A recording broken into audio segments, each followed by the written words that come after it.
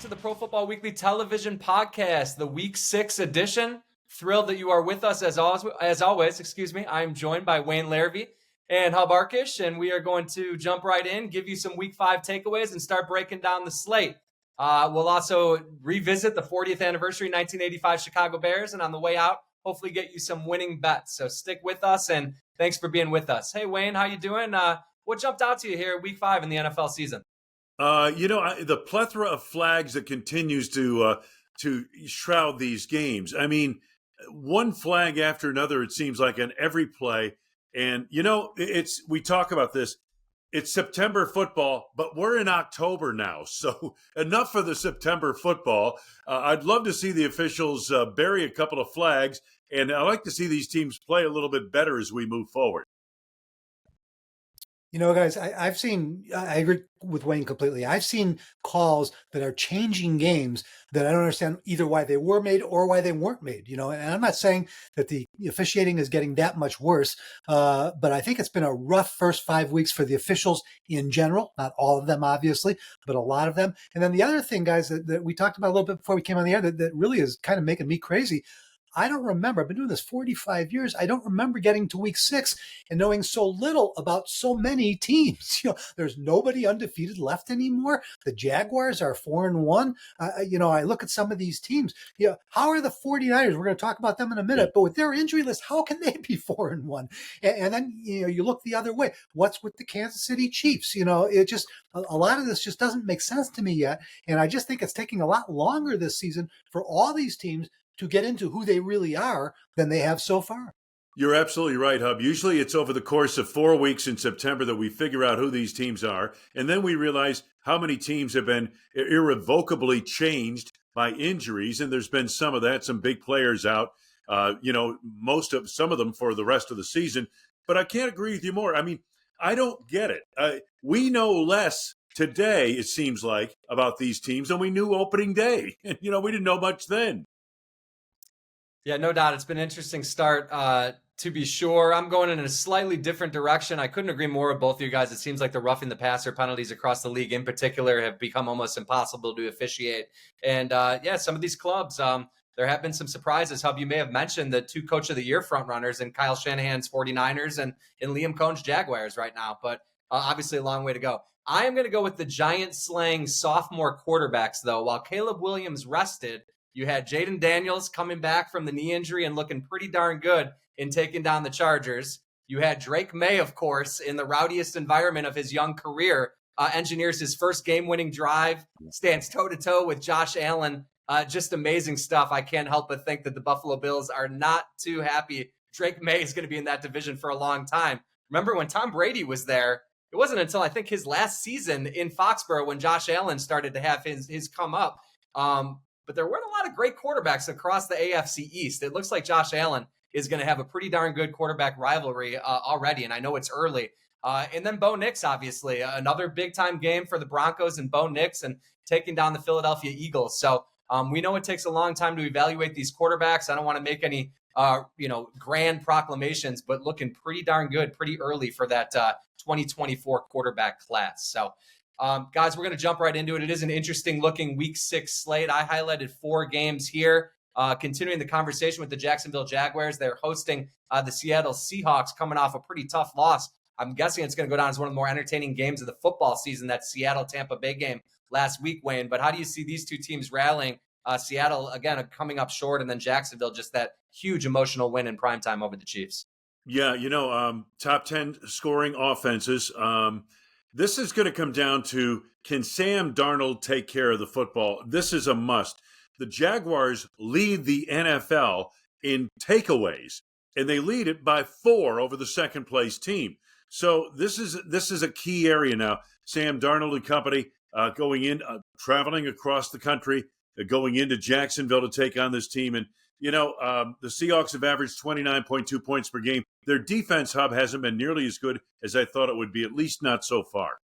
No, it really hasn't. And you talk about the Jaguars and how they're winning. I'm not sure, except for what you just said. They're obviously best in the league at turnovers and takeaways. That's what they're doing to win football games, because you look at them everywhere else on the football and on the scoreboard, and I see statistically, I just don't see this team. And Trevor Lawrence, who I've liked a lot for a while as a guy who I expect to develop, I'm beginning to wonder now if he's ever going to be a franchise quarterback. And I know he got to win, this weekend, but still the way he's playing is just not all that impressive. You turn around and you look at Seattle, and Sam Darnold is Sam Darnold, but Sam Darnold is a really good passer. And the one thing that the Jaguars really are struggling with, they're 28th in the league against the pass. Yeah. And you look at what the Seahawks are doing; they're almost equal on both sides of the ball. They're 8th in total offense. They're really good there.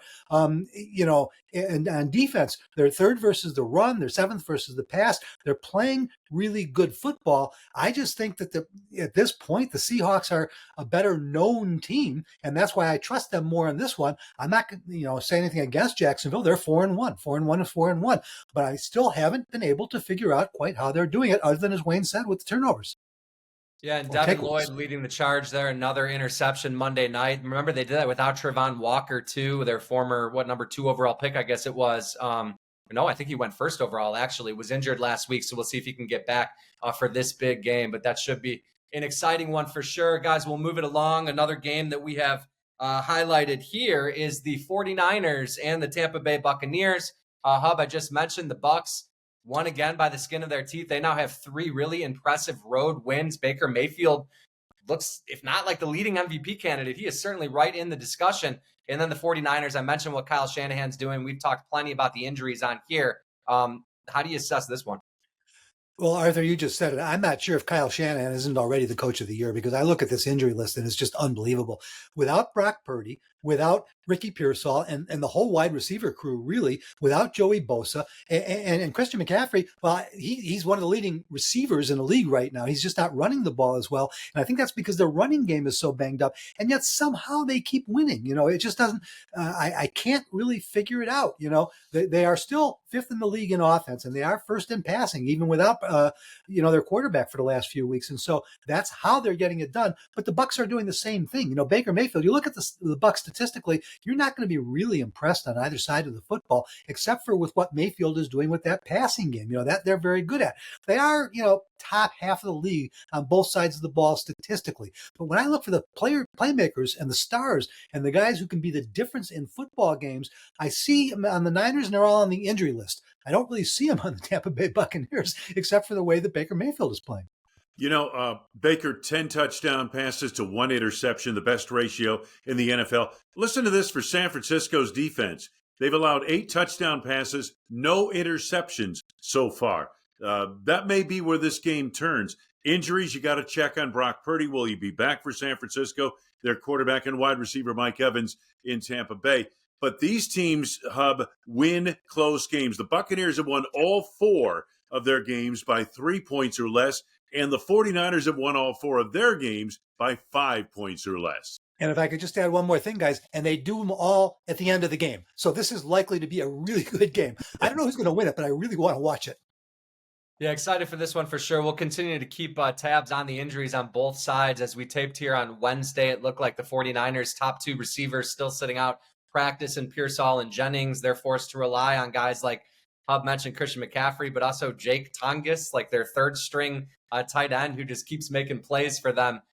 So they have been nothing if not resourceful. And of course, Mac Jones has been playing some pretty darn good football in Brock Purdy's absence. So looking forward to this one for sure. We move on. The 3rd game we have highlighted here, I'll come back to Wayne, and it's the Detroit Lions and the Kansas City Chiefs. All the Detroit Lions have done, Wayne, is get off to their best start on offense in franchise history. They are humming right now. And then we mentioned a little bit about the Chiefs. Really a shocking loss against Jacksonville Monday night, a team they have just dominated. Well, let's start with the Lions. Since managing 13 points opening day in Green Bay, they have scored 52, 38, 34, and 37 points. I mean, they are just a juggernaut right now. Jared Goff and Patrick Mahomes, you've got 2 top 10 quarterbacks here, really playing at the top of their game. The key here is the Lions. They're banged up in that secondary, beyond recognition at cornerback. Mahomes got his best receiver, Xavier Worthy, returned from injury week 4. The Chiefs' offense since then has improved dramatically from 20 points per game in weeks 1 through 3 to 32.5 points per game in weeks 4 and 5. Guys, I think really the only thing wrong with the Chiefs is it's hard to be the best team in the NFL for 4 or 5 straight years. To do it for the last 6 years, I think has finally caught up with them because they still have enough talent to be that team, but you can only do that so many years. I keep trying to find out, looking at their games and their tape, what's wrong with the way they're playing right now. They'll make mistakes here and there. They're not making as many big plays as they were. But at the end of the day, this is still a really good football team. And then I'm going to discount something that I said at the top of the show. I do know who the best team in the NFL is right now. It's the Lions. They're playing the best football. They are 6th in total offense, 8th in total defense, 1st in points scored, as Wayne mentioned. And let me throw in, they're the 5th best team in the league on both sides of the ball, avoiding penalties. They're doing everything that you have to do to be a championship team. They lost that game early. That makes me believe that the Packers are better than I thought they were, because coming out of that first game, I thought maybe the Lions are in trouble. Lions aren't in any trouble at all, and so, this game in Kansas City, the Chiefs desperate, the Lions just wanting to keep winning. I suppose you could lean towards the Chiefs a little bit because when you look at the two rosters, there's not that much difference in these two teams, but there is no question that right now the Lions are playing much better football than the Kansas City Chiefs are. Guys, I got to ask real quick. I'm a big Chris Jones fan, definitely one of the best defensive players in the NFL for a long time now, but I'm wondering if any of you guys caught what has now gone viral in his effort or lack thereof on that the Trevor Lawrence game-winning touchdown, which, by the way, it seems like it should have had the Curb Your Enthusiasm theme song in the background, the way he trips over his guard and then stumbles untouched into the end zone. Wayne, I'll come to you first. I didn't mean to put you guys on the spot if you didn't see it. It looked like Chris Jones gave up on the play basically before Trevor Lawrence even hit the turf the first time. Yeah, I wonder if he thought that Trevor Lawrence was down. You know what I mean? The old college rule, if you're down without being touched, you're down. But that's not the case in the NFL. And Trevor Lawrence stumbled and bumbled his way into the end zone, and it was a remarkable end to that ball game. I didn't really, Arthur, I'll be honest with you, I didn't analyze it that close. I was watching Trevor Lawrence. I didn't see that Chris Jones maybe quit on the play. Hard for me to believe that because I think Chris Jones is, one of the most dominant interior players in the NFL today. Yeah, and Arthur, I'm glad you brought that up because I don't remember noticing him on that play, but I was doing a little homework on him earlier today because his stats are so down. His production is so down. He can still make those big plays or miss a big play like he almost did in that one. But at the end of the day, this is what I was saying about the Chiefs. They're just not playing like themselves. I don't have I know that's not a very intelligent, comment to make, or deep dive into who they are, but that's all I see going on now. And Jones is a perfect example. He is still able to do what he's done to be one of the best players in the league, but they're not doing it right now. No doubt about it. It'll be interesting to watch as this season continues to unfold. Guys, our last big game we have highlighted here, it is the Chicago Bears and the Washington Commanders. Bears returning to D.C., the site of really where their season started circling the drain last year. Of course, Jaden Daniels' famous Hail Mary. I wonder if you think that's even really in discussion anymore. Obviously, Eberflus is gone, and you got Ben Johnson and a whole, pretty much a fresh slate there. But a lot of the same players. Do you imagine they'll use this as any type of motivational tactic, or how do you break this one down?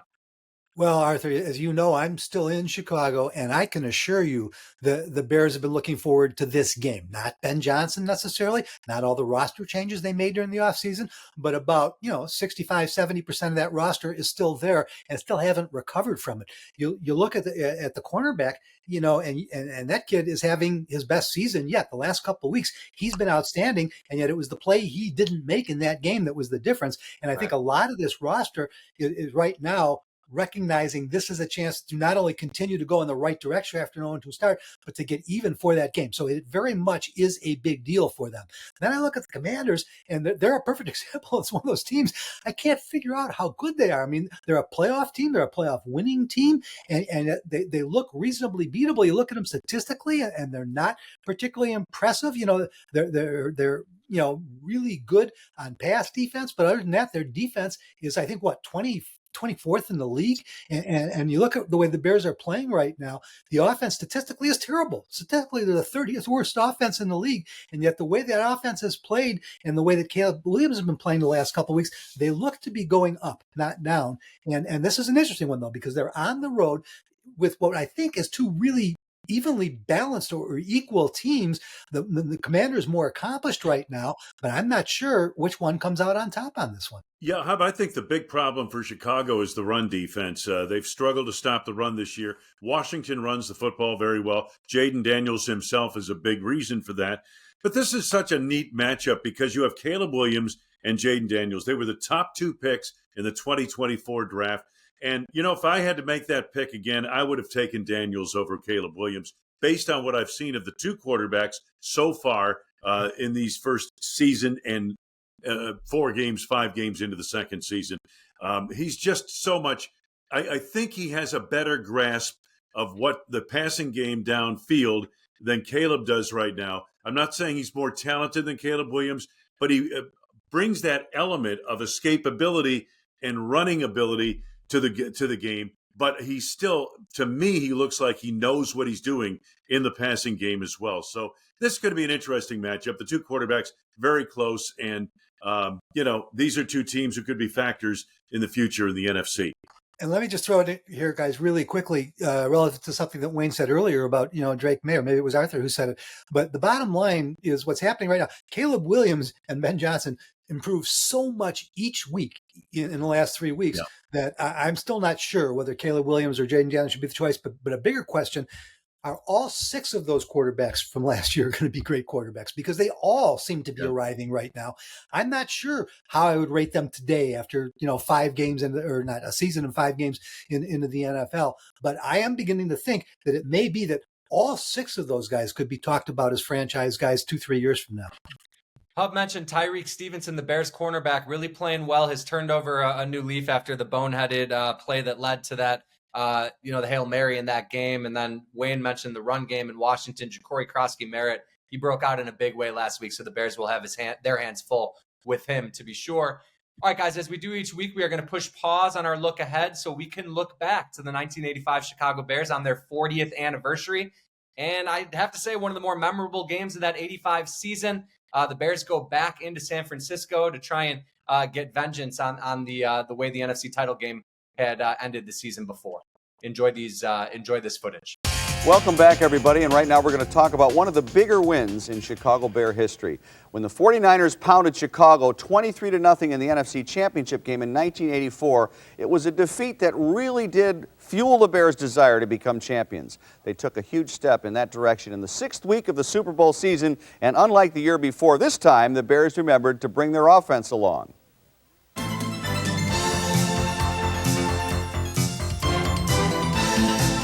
Had hailed the 49ers as the best, but flailed them like all the rest. The Bears came out aggressively on offense and systematically dissected the world champions.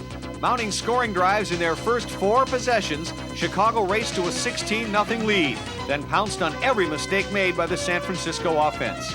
Both the Bear defense and the Niners themselves turned the contest into a comedy of errors. The Bears held the Niners to a mere 45 yards and just 3 first downs in the second half. Chicago sacked Joe Montana 7 times, the most ever recorded against the future Hall of Fame quarterback.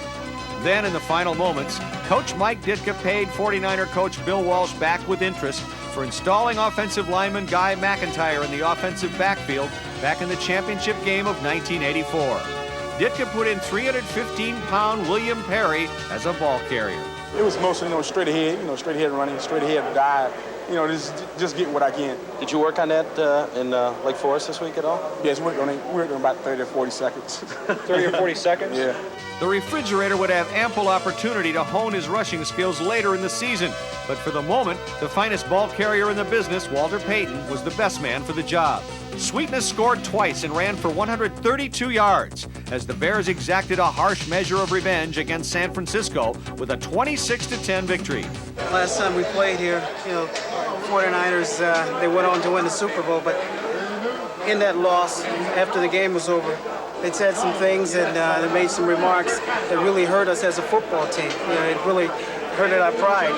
And we wanted this game more than any game this year. Today, I think was the first time that we really, really complimented each other very well. The offense went out there, they scored, they got something, and the defense went out there, and we did what we had to do. Well, I'm very pleased that we came away with a victory. I'm not happy with my performance. I gave them only 7 points they got all day. The Bears' 6-0 start was their best since 1942, as they now look forward to another big game the following Monday night against the Green Bay Packers. Well, it did seem that they just kept getting bigger that year, but certainly none bigger than that 49er win. And here to remember that game a little bit with us is Mark Bortz, the Bears' all-pro offensive guard. Mark, welcome to the show. Nice to be here. And that particular game, it seems like everybody I talked to says that really the scene was set 8 months earlier, and I guess that's what it was. It was revenge in a way, wasn't it? Yeah, it was, because we got our butts kicked out there so bad the year before, and it took the air right out of us. So it was a chance to get back, and it was a complete team effort that game. The offense kept the defense off the field, and the defense just got after them real good. You had everybody on that offensive line was a Pro Bowler or an alternate at one time or another, and it seemed like that day Ditka just said, we're going to pound them on the ground until they can't be pounded anymore, and then open up through the air. Was that pretty much the plan? Or? Yeah, it really was. We really got after them. Of course, and you have Walter Payton at running back. Nothing can really stop you if you're young and determined. And, as a team, we were just so super determined to win that game. You made an interesting comment to me as we were watching that film, which reminded me of last week also, or actually 2 weeks ago in St. Louis. You said that when you were playing, you hated going on those baseball fields. And just a couple weeks ago, we saw the Bears in St. Louis on an artificial surface baseball field. What was that like when you would be playing on the grass and suddenly hit the dirt? Well, you're running along and you're feeling good on grass, and all of a sudden you hit a real hard surface. Mm-hmm. Be like if you were running, playing in your backyard and running on the grass and then just hit the driveway. Mm-hmm. And it's tough on players. All right, just so much fun watching those clips and seeing all the 85 Bears speaking in the post-game locker room. And what a special game. It was Bears 26, 49ers 10. The Bears put their foot down early and really never looked back, Wayne. When you think about this one, revenge is certainly one of the themes. What jumps out to you from this game? Well, the thing we'll all remember is that was William Perry's debut as a running back. It was well-timed by Mike Ditka, certainly part of the plan going into that game. The thing that struck me, Hub, was just how dominant the Bears defense was in that game. And this is where I thought, where you really started to see the emergence of this defense as the monsters of the Midway. And they just destroyed San Francisco. They sacked Montana 7 times. San Francisco couldn't get up off the mat. It was an outstanding defensive performance, and the game did not live up to billing. We thought it would be a great football game. It was dominated completely by Chicago, in my opinion. Well, I got to tell you guys, or Wayne, I don't know if you'd agree, but this was my favorite game of the regular season that season because we looked at it coming for weeks. It was a rematch from a championship game, and the Bears were getting ready for it for an entire year, and they showed up. Walter Payton was as good as he was day one he came into the league. He dominated the game, and then I just said last week, the defense, we didn't really know who they were until this game. This is when they really showed up. And then Mike being Mike, putting Fridge in the backfield, that was such a get-even moment that only Mike Ditka, as a head coach in those days in the NFL, would even think about doing. And the way it turned into a big part of the rest of the season for them. And so there was so much about this game that was really enjoyable and entertaining. But most of all, it was this weekend at 6-0 that I realized this is a Super Bowl contender, because I didn't really think so or didn't really know until then. But as they proved going forward, yeah, they were. I don't think Ditka realized the marketing he was doing for William the Refrigerator Perry, because that's when the nation started to pay attention, and that's when the refrigerator really took off from a marketing standpoint. Well, you know what I hate to say, guys, but I just heard this the other day. Unfortunately, the Fridge and his family, they're having a little money trouble right now, but they took off for a while. I will tell you that. I hope it gets better for them real soon. Yeah, no doubt about it. Bill Walsh used the reserve offensive lineman in a blowout in the NFC title game. Ditka said after the fact that really grinded his gears. And like we said, he did get his payback with William Perry in that game when that one is already non-competitive. So a fun one, and there will be lots more as we continue to look back weekly at the 1985 Chicago Bears on their 40th anniversary. As we wrap up the PFW TV podcast each week, we like to give you some best bets. And we've gotten hot, guys. Wayne is especially hot right now. Hub finding some steam. We'll talk about Gridiron AI in a minute. But Wayne, I'm going to come to you first. What are you looking at for a best bet this weekend? Well, the Kansas City game against Detroit, the line is what? The over-under is 52? 52 and a half. 52 and a half. I'm going to say this, and I know Spagnuolo's on one side, and I understand Detroit has Hutchinson healthy and rushing the quarterback.